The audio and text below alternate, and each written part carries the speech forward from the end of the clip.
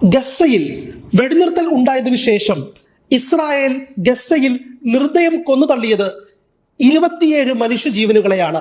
സമീപ ദിവസം ഗസയിൽ കൊല്ലപ്പെട്ട സലാഹ് അൽ ജാഫരി വെടിനിർത്തൽ പ്രാബല്യത്തിൽ വന്നതിനു ശേഷം കൊല്ലപ്പെട്ടവരിലെ പ്രമുഖനാണ്.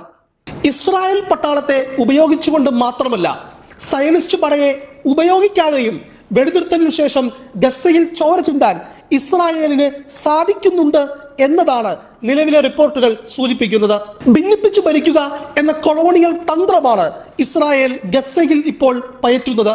അതിന്റെ ഭാഗമായാണ് ഗസയിൽ സമീപ ദിവസങ്ങളിൽ ഉണ്ടായ പോരാട്ട ഗ്രൂപ്പുകളുടെ ചേരിതിരിഞ്ഞുള്ള തമ്മിൽ തല്ലിനെ നോക്കിക്കാണേണ്ടത്.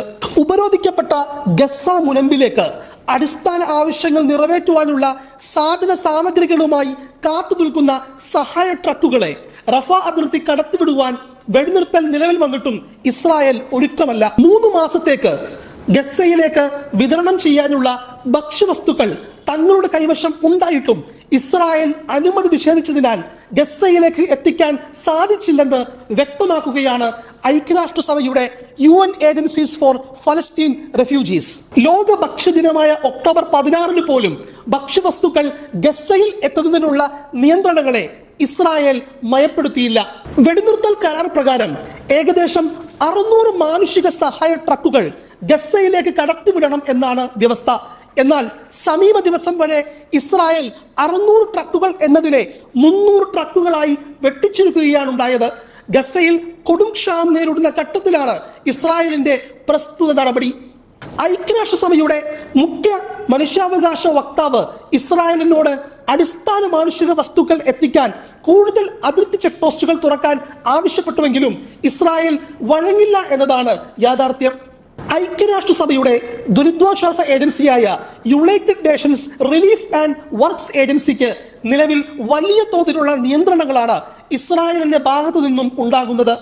ഐക്യരാഷ്ട്രസഭയുടെ പ്രസ്തുത ഏജൻസിയാണ് മരുന്നും ഭക്ഷണവും അടക്കമുള്ള അവശ്യ സാധനങ്ങൾ ഗസയിൽ വിതരണം ചെയ്യുന്നത്. കരാറുകളുടെ ലംഘനം ഇസ്രായേലിനെ സംബന്ധിച്ചിടത്തോളം പുത്തരിയൊന്നുമല്ല.